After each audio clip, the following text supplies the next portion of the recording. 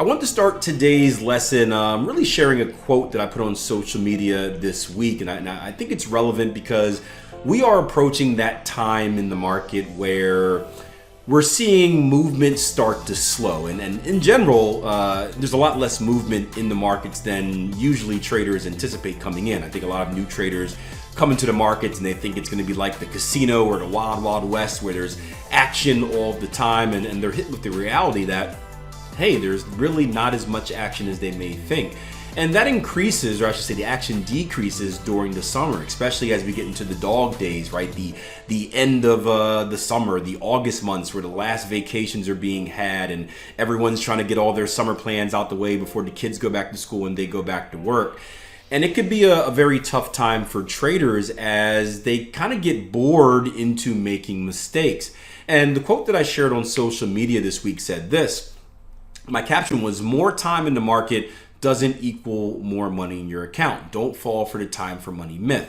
And the quote said, I used to think that in order to make more money in the financial markets, I had to be involved in more trades. Ironically, this way of thinking actually caused me to lose more money as I would recklessly give back my profits on stupid decisions. And feel free to share your story below or in the chat if you want. But something that I used to do was I used to capture my winning trades as I should, but I would be so quick to give those profits back during those boring periods because I felt this need, this desire, this urge to be in the markets at all times, that I would take trades that weren't really in my trading plan. I'd end up losing, then I'd do my review at the end of the month or whatever like that and be like, man, if I just would have not taken this stupid trade, I would have held on to the profits that I had from the good trade and I would have been up this percent instead of down that percent. And just kind of looking across the board, and when I say across the board, I'm talking with the traders that I interact with on a normal basis on the tier 1 platform, but probably mainly more of the traders I talk to on social media.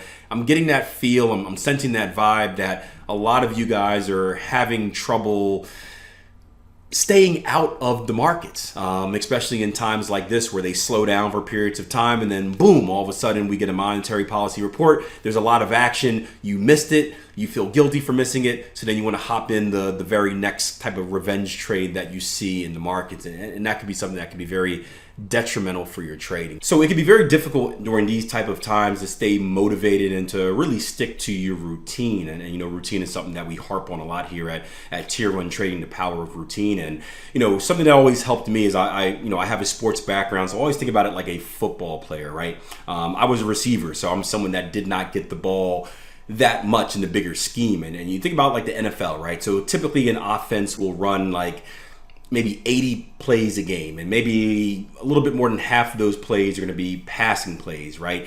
Out of those passing plays, right, maybe if you're lucky, you get 8 targets a game, meaning that the quarterback throws you the ball 8 times a game, and if you're good, maybe you catch 6 out of them, right? So out of the 80 plays that your offense runs, you may touch the ball 6 times, which is a very small percentage of the time, right? Less than 10%. However, you never know when those opportunities are going to come. You never know on which play you're going to get the ball, which play you may not get the ball. So you have to work hard on every single play just in case. And the markets are the same way, right? We never know when that trading opportunity is going to come. It could come right now, it could come tomorrow, it could come 2 days after that. But we have to do our part. We have to go after each day with the same intensity as we would if we knew we were getting a trade. So waking up at the same time, doing our analysis the same way, right? Not shortcutting or not slacking, not getting lazy, because it's always important to catch a trade just because good trades are far and few between, but especially during these slowdown periods where they're even further and even fewer between. It's important that we take advantage of the trades and capture the ones that we're supposed to take, while at the same time avoiding doing any of the dumb stuff and taking anything that we're not supposed to take. It's amazing the power that writing something down has, right? If you have an issue, write it down. We told it to our traders this week in the live room, right? Literally write down your trading plan before you enter a trade or before you think about entering a trade.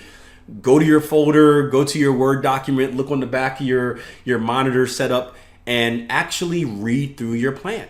And if you read through your plan, specifically your rules of engagement, if you ever get to a point where something on your chart does not meet what you read in your plan, you know it's a bad trade. And sometimes that little bit of a double check can stop you from making a mistake. I know plenty of times I've been in the market and I just, impulsively you feel like, oh, enter.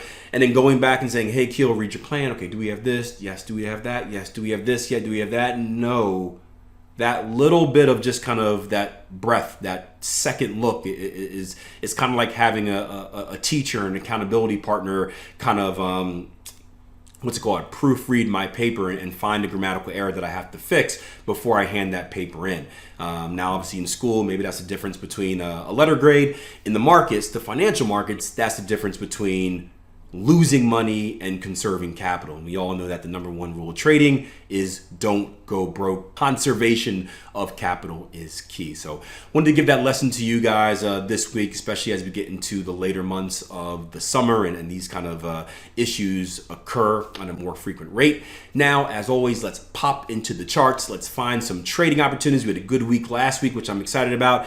Let's see if we can find some more good ones for the week to come as well. Speaking of which, almost forgot. Monday, we start our 5-day free online trading event, right? The Bridging the Gap workshop. So many of the opportunities that we look at in today's video, we're probably going to follow up on them throughout the week during that workshop. So if you're someone that wants to be more familiar with what we're looking at, because the pace is going to be pretty fast for this workshop, we're still going to, don't worry, we're going to slow things down and talk about things from a beginner's perspective. But as far as the analysis goes, right, we're going to share a lot. I'm going to walk you through every single thing I use in the markets, which isn't the best way to teach, but the idea is to give you guys an example of how we can take all of these seemingly random elements, right? Stuff that you probably saw on different YouTube videos around, how we actually put those together in a rules-based format and create trading strategies out of them. So if you pay attention during this video, there's a better likelihood that you're going to be able to really better understand what we talk about when we do our live trading throughout the week. We're going to start over in the crypto market with Ethereum, and we're going to start here on the daily. And keep in mind, guys, I'm recording this Friday afternoon, so we're still about an hour or so away from the market closing, so things may change by the time you see this video, but hopefully these ideas are long range enough so that they still make sense. But we're seeing a big move in Ethereum here. We're seeing this on Bitcoin as well, which is pretty cool. And what I'm looking for is how we are going to react once we hit our next significant level. So if you see that horizontal red line there, that is going to be our next significant level of structure, right? Look left, structure leaves clues, the very extreme of the top of our recent range, I guess you can say.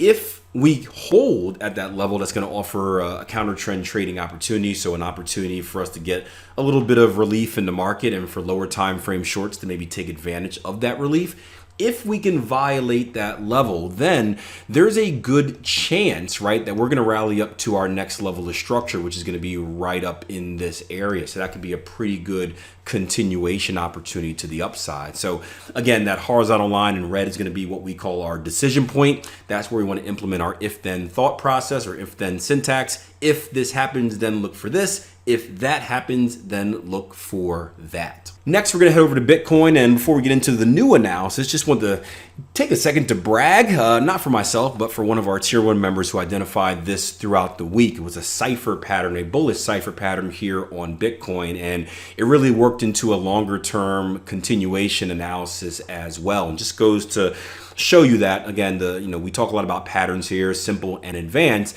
These things are present in different markets, in every market, I should say. Now, they operate differently depending on what market you're looking at. So you want to take that into account when you're doing your testing and deciding if it's something that you want to use or not. But understand that it's just not a strictly a Forex related thing or just to a specific pair. You're going to see these across the boards on different markets. Again, the key is you just always want to do your testing because they aren't going to work the same from market to market. They're not going to work the same from pair to pair. But it's good to have that skill. Bigger picture Bitcoin, we're looking for something similar to Ethereum, right? We were caught in this channel and these two have been moving the same, and we're looking for a violation of this horizontal line right here. And whenever we look at channels, we look at alternate reasons to get involved, right? So one of them was going to be down here, this higher high, higher close.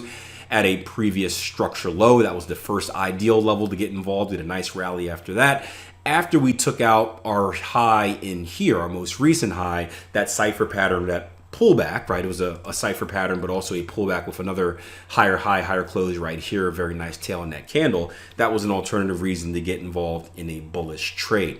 Whenever we see these continuation trades like this, I like to say kind of wait for a fresh break for the next retest. Essentially, that's a way of me saying wait for that next level of structure to be violated, and you reset the whole process of violation of structure, look for pullback. Violation of structure, look for pullback.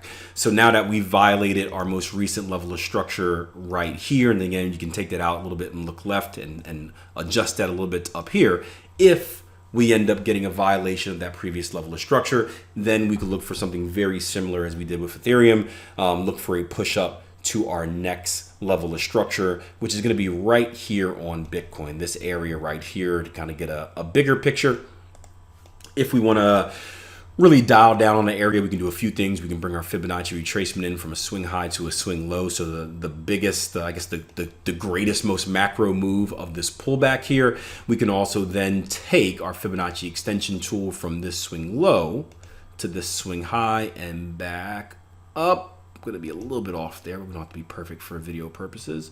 And you can see that we're going to have some nice confluence between a 127 and a 50% retracement right at the lower end of that area.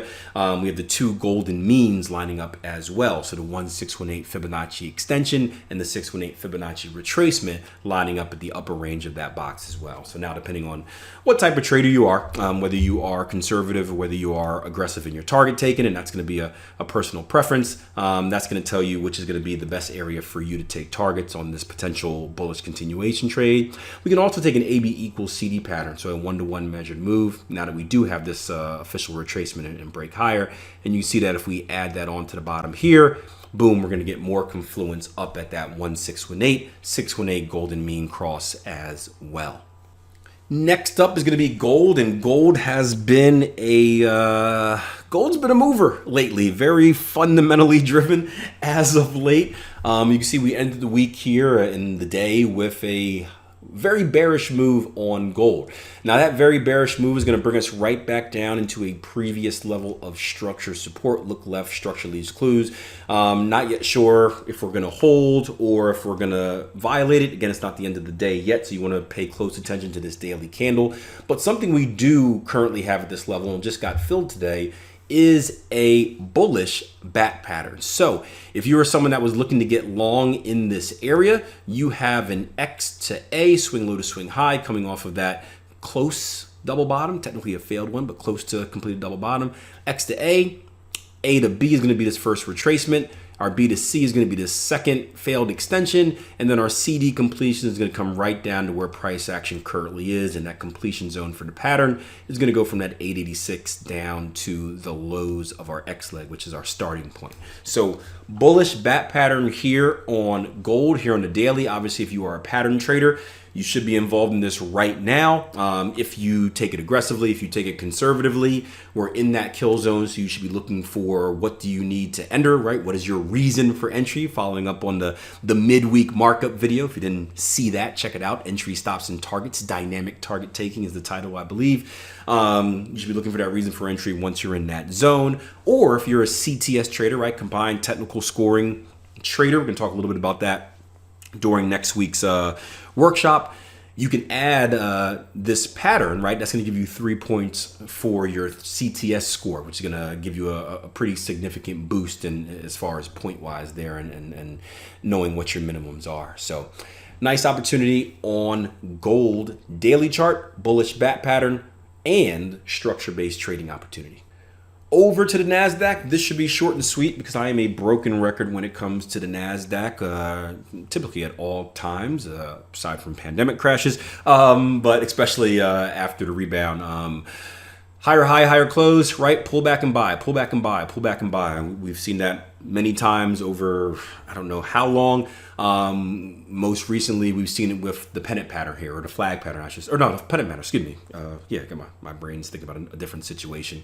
But the pennant pattern here, right? You can see the most recent move here on the 4 hour of the NASDAQ was an extension higher. We then went into a little bit of a consolidation, right? We put in a triangle pattern. When you have these triangle patterns, these wedge patterns that come after a directional move, in this case in the upper direction, this is going to be called a pennant pattern, which is a breakout pattern. So think about the market being like a spring, right? Where you squeeze it, it contracts, it contracts, it contracts. Eventually it has to bust loose. And then as traders, I would say this, generally a wedge or a triangle by itself doesn't really give any clue on which way the market's likely to break out. It's 50-50. But when you start adding clues to it, like a previous directional movement, or if it's a specific type of triangle, like an ascending triangle, then you can start making the case where, hey, probabilities say it's more likely to break out in this direction than the other direction. Here at the NASDAQ, again, not only do we have a pennant pattern, meaning that we have a bullish flag pole before the consolidation, but if we zoom out and we just ask ourselves which direction is the overall trend going in, you got to be an idiot if you don't say bullish. So now that we've broken out of that level, we had our first retest right here for the aggressive traders. We talked about two ways to handle this. If you're aggressively trading the break of the trend line, boom, that's your area. If not, wait for the break in violation, I should say, of our horizontal level of resistance here. You can see that we did that. Higher high, higher close, fresh break, resets the process, look for the pullback. Next opportunity is looking to get long again.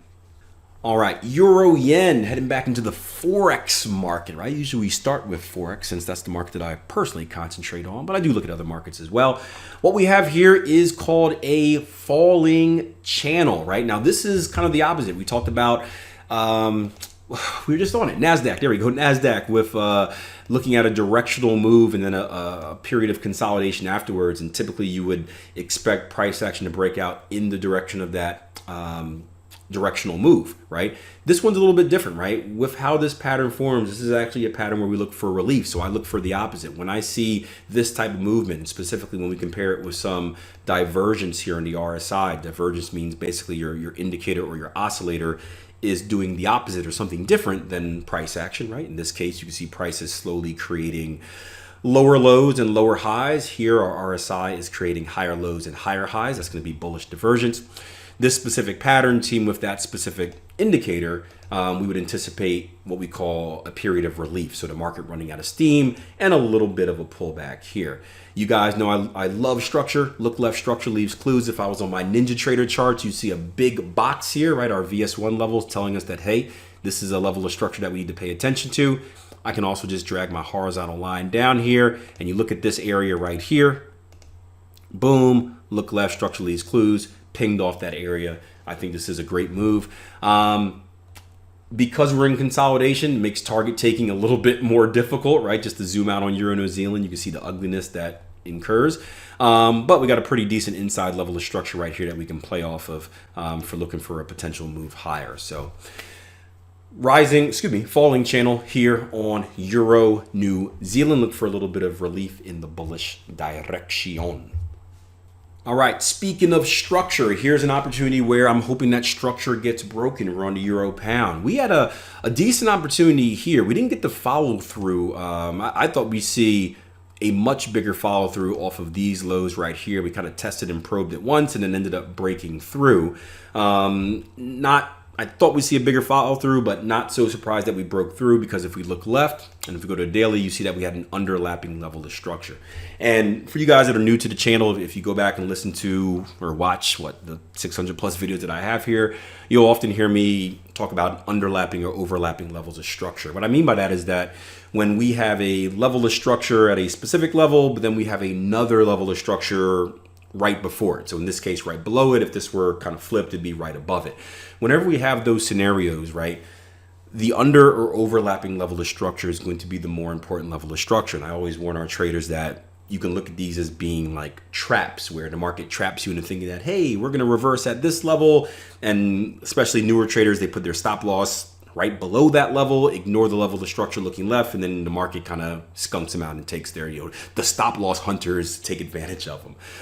It doesn't mean that you can't look for opportunities. It just means, in my opinion, you should probably be a little bit more cautious. So instead of being an aggressive trader into a move like that, you're waiting for more reasons for entry, more confirmation that we are indeed going to reverse at that level and not kind of have the lower level probed.